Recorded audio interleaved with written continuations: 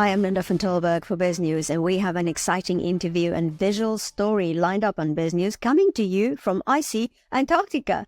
Paul Gardiner is a renowned South African conservationist and an avid ultra-distance runner. Paul has launched his new documentary series, Natural Born Runners, which will be available exclusively on YouTube. It's a 6-part series that showcases his extensive experience in running, rewilding, and ecotourism. We attempted to speak to Paul while he was in Antarctica, but even Elon Musk's satellites could not hold the connection. Instead, I sent him questions, and boy, did he go the extra mile. He sent us stunning footage shot by his producer and cameraman, Antoine, of Antarctica, including a rare penguin colony that he visited. He was part of only the second group ever to witness this colony of 1,000 penguins discovered via satellite. Well, I began by asking Paul about his exact location in Antarctica. Linda, thanks so much for having me today on BizNews. It's actually 11 o'clock in the evening here in Antarctica. And to all your listeners, thanks for tuning in. And to Alec and to Clive and the rest of the team there, I'm very grateful to be talking to you from Antarctica. It is freaking freezing, so I reckon it must be about minus 20.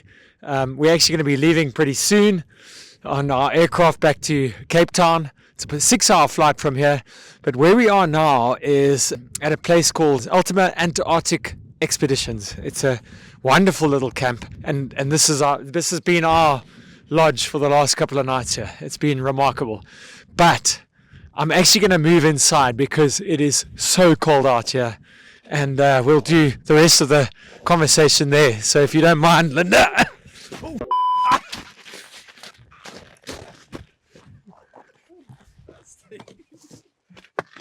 All right, come and have a look at the lodge.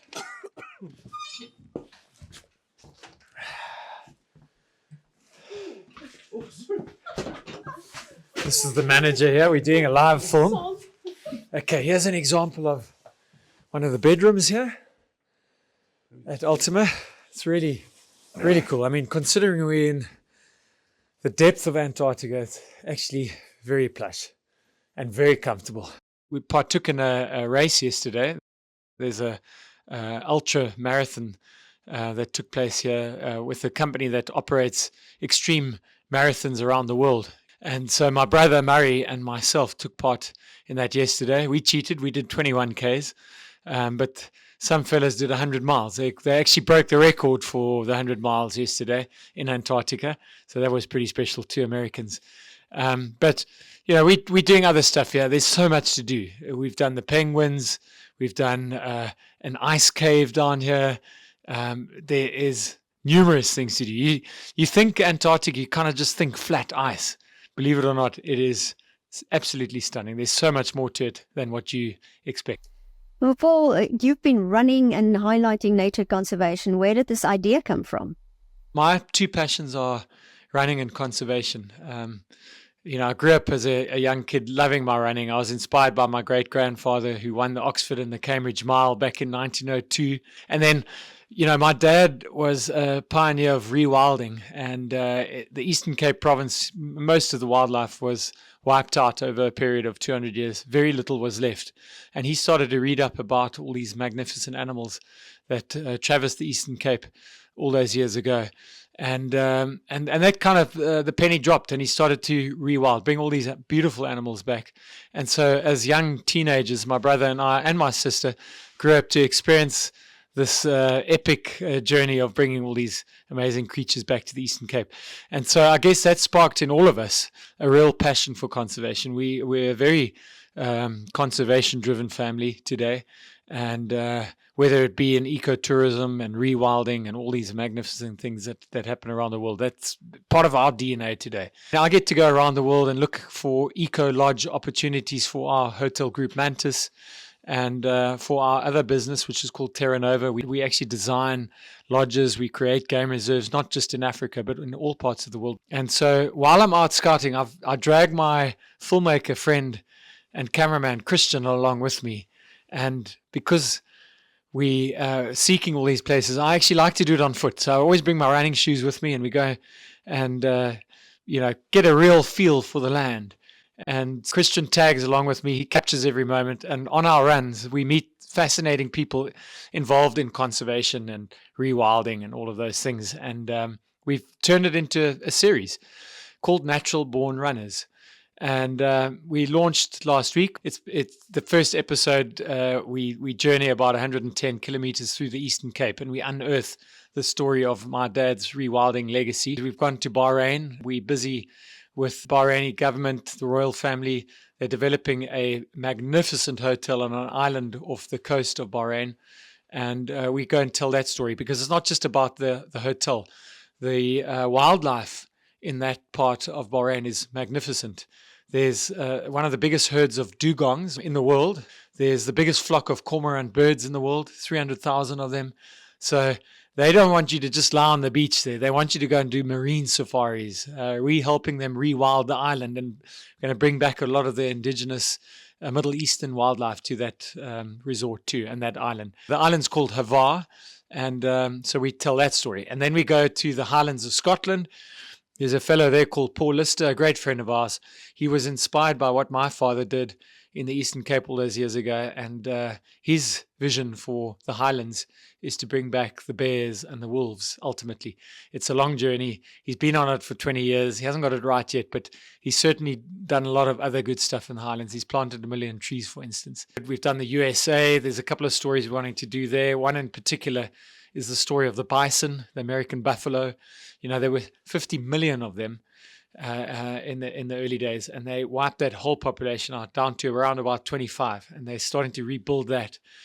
Ted Turner from CNN and his family are involved, and there are many others doing it and buying out vast tracts of land, bringing all the animals back, all the buffalo back, and so we're going to go tell that story, and I'm really looking forward to doing that. And there's a long list of other stuff that we're wanting to do. But we're doing it for YouTube. We're hosting it on YouTube. A lot of people ask me why YouTube, and we believe that the future of conservation is in the hands of the youth. And if they don't embrace that now, this world is in trouble. I mean, we as a generation can be blamed for stuffing it up in previous generations, but the youth have got a real shot at fixing this. And through my experience and all the people doing great things there, we actually want to get the youth to watch. And YouTube's probably the greatest platform for them to engage. So, Linda, I've actually been very fortunate because I've been down to Antarctica 3 times. This is my third, and every time is incredibly special. And on this occasion, we've been invited down to a company that started to venture into the ecotourism space. They are called Ultima Antarctic Expeditions, and they are essentially a logistics company. So they support several of the scientific research stations on the continent. You know, the Indians are here, the Russians are right here, South Africa is not far away. And then at the same time, this opportunity came up and they have this facility here. The airport is theirs too. And so they are now attracting tourists here. Not in a big way. They've only got 8 rooms, so it's very small and intimate. They've got the most amazing guides and management here and an incredible chef called Jess. And they just put on these most exciting and incredible expeditions for you. And what have you found to be the most challenging aspect of filming in Antarctica? Challenges filming in Antarctica and running in Antarctica are endless. There's the terrain is obviously very harsh. So, I mean, I can go running out here on the snow and that's fine. But as soon as you hit that blue ice, because there's a lot of glaciers around here and you're running on glaciers, generally they're covered in a thin layer of snow and that's fine. You get grip. But if you hit the ice, you'll fall on your butt very quickly. And then I've got poor Christian carrying, probably 10 kilograms of film equipment with him and a huge tripod and all of that he's got to lug around with him. But you just got to be very careful underfoot here. So it's not for the faint-hearted. What specific conservation issues are you highlighting through your adventures in Antarctica?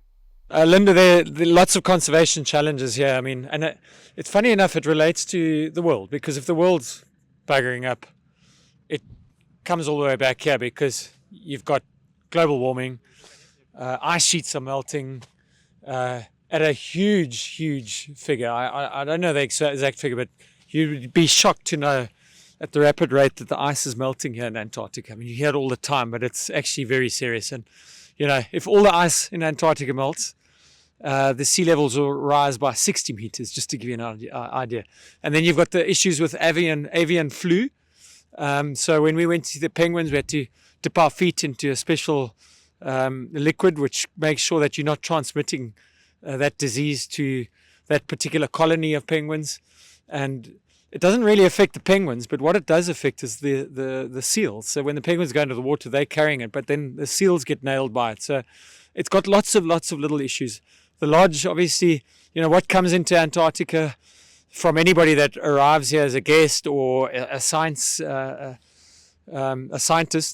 has to go back. So what comes here goes back out, and they're very particular about that. There are lots and lots of rules here. It's very regulated. So they protect the hell out of this wilderness, which is really good. All the video footage that you shared with us is just so incredible.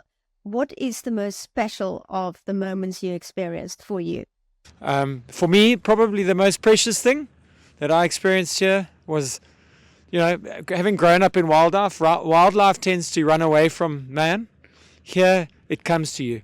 Animals have no fear of humans here, and that's how nature should be. The amount of penguins that have come right up to us because they're just inquisitive. You land and suddenly, 3 kilometers away, these little guys start venturing towards you just because they're inquisitive. And I think that's beautiful. That's a beautiful little piece of Antarctica. And I really do urge those that can to come and see, because if you come and see, you're going to care. And caring is what this continent needs. Thank you, Linda. Thank you, Alec. Thanks, Clive, and the rest of the team at BizNews. And really appreciate you putting us on the map and all that you do for us and for South Africa. Over and out from Antarctica. Thank you so much, Paul, and his cameraman, Christian Antoine, for giving us these incredible visuals.